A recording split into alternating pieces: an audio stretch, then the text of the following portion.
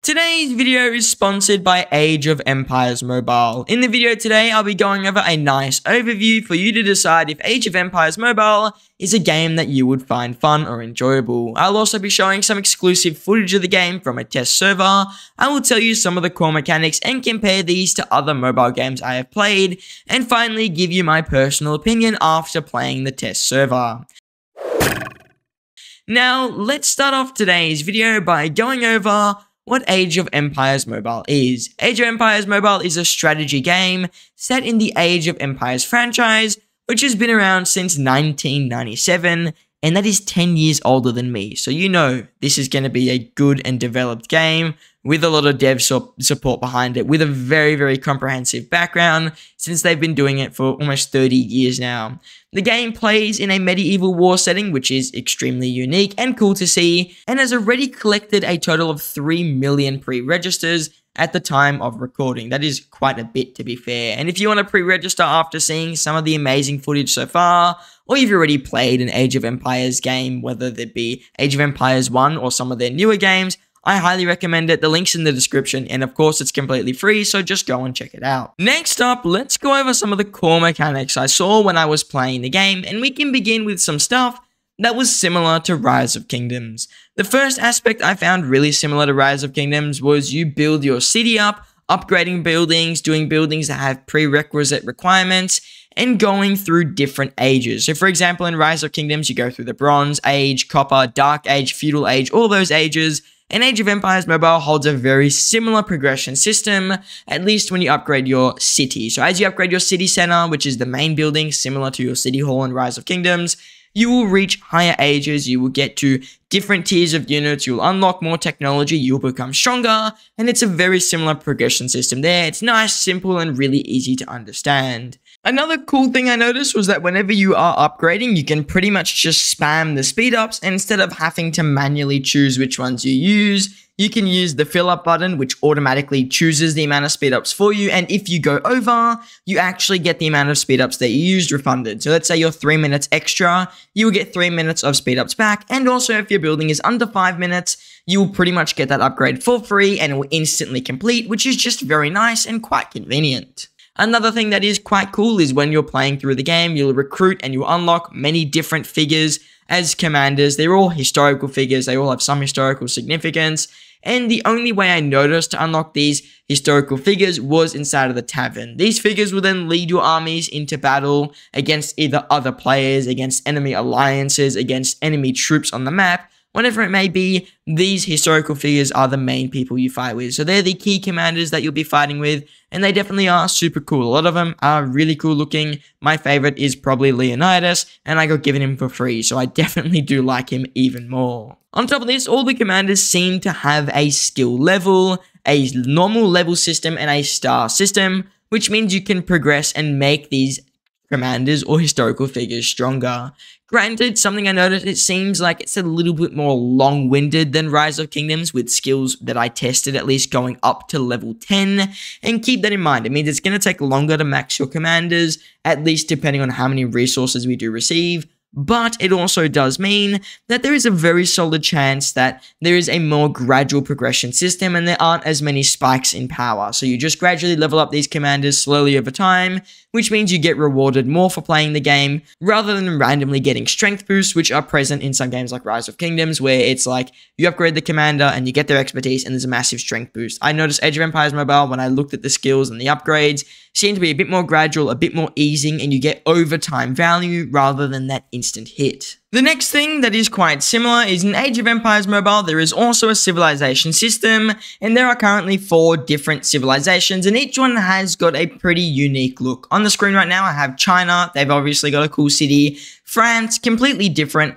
Byzantium, again, a completely different style. And finally, I have the Romans. Again, a completely different visual look. There is also buffs and stuff that do come with these civilizations, but I definitely found that the city itself, the look inside, was really the biggest difference between the civilizations, and it was probably the thing that was at least the most impressive to me about the civilization system. Next, I'm going to go over some different parts of Age of Empires Mobile. First of all, there are really advanced graphics, and they're pretty much better than any other mobile game I've played. And on top of this, even though we have really advanced graphics, they're really good looking, the game was pretty much lag-free for me, which surprised me, considering A, I was using BlueStacks, and that's definitely not the 100% intended route when it comes to playing a mobile game, and B, there was so much different content and just vast amounts of content and events running. I thought that with the high quality graphics on top of this, there'd be more, often at least, more common lag spikes, but I didn't experience any lag spikes. My game was a little bit clunky. Again, I'm using BlueStacks. BlueStacks is known to be clunky on pretty much anything you run,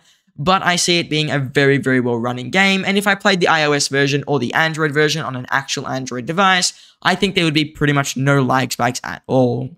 The next thing is the map holds a lot of features, especially compared to other mobile games I've seen. The coolest one I found was the boats crossing the river at a dock station and taking troops across. It's just one example of adding more depth on the buildings in the game, and it allows you to focus, or at least it makes you focus more on building your alliance territory and building around these unique attack strategies that your opponents could use against you or that you could use against them. So it means that you have to counter your opponents and they can find more ways to counter you.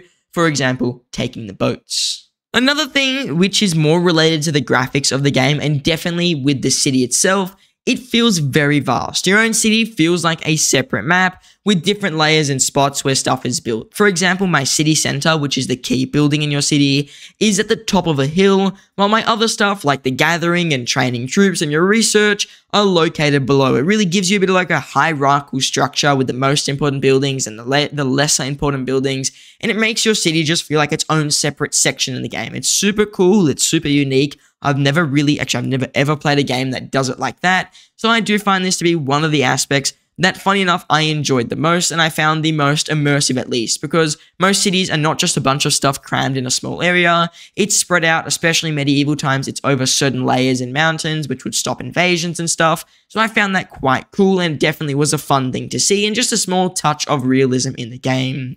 The final main differentiator I noticed about Age of Empires Mobile is the combat. The combat is much more realistic and intense. Unlike Rise of Kingdoms, flags don't burn once you attack them. You have to actively attack and destroy the HP of these flags. Once you destroy them, they crumble, they don't just disappear, which I think is pretty cool. And stuff like pass battles as well, it's a bit more unique. You don't just take the pass, you actually destroy it and you can run into your enemy's territory and attack them. That is, again, really cool aspect of the game I noticed. Very different, once more, to anything I've played. I've never seen a game where you can actually destroy parts of the map and watch it crumble and rebuild it once you take it over. Super neat, super nifty, super cool, and I think that was quite a fun part of the game. The next thing that I saw that was quite different from other fighting games I've played, in this style at least, was the way that you use different forms of combat to reach your main objective. The core objective of the game is to reach the Imperial City and to take it over with your alliance and compete, very similar to KVK and Rise of Kingdoms. But there's some cool stuff I noticed, and one of them was definitely the Alliance siege machines and just sieging in general. You can use stuff like catapults to take down full buildings. You break down, like I said before, you can break down the buildings to access certain parts of the map. It is definitely a lot more immersive than other games I've played. It's not like you just fight over this building and there's no damage to it. You literally destroy it. You can even siege a whole entire city, and again, quite literally destroy the city with stuff like catapults, siege machines, all these super cool things. So these features I find to be quite enriching for the game, and I definitely found them to be quite fun, cool, very immersive, and I definitely very much enjoyed playing around with these fighting features, as they just made the game a whole lot more advanced and a whole lot more fun. So, with all the gaming aspects and the style of the game discussed, what about my personal opinions? Well, I definitely enjoyed the game quite a bit. It was fun to play, there's lots of content, it was super developed, but to be fully honest, I don't think I'm going to play the game,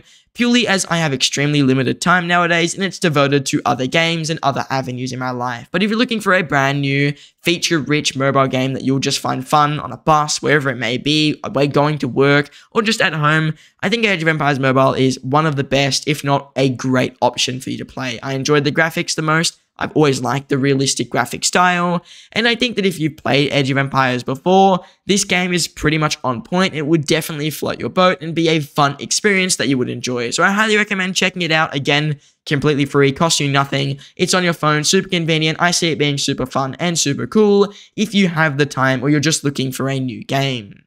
With that all being said and done, the link to pre-register will be in the pinned comment and also in the description. And I just want to say thank you all for watching, and I hope to see you in the next one.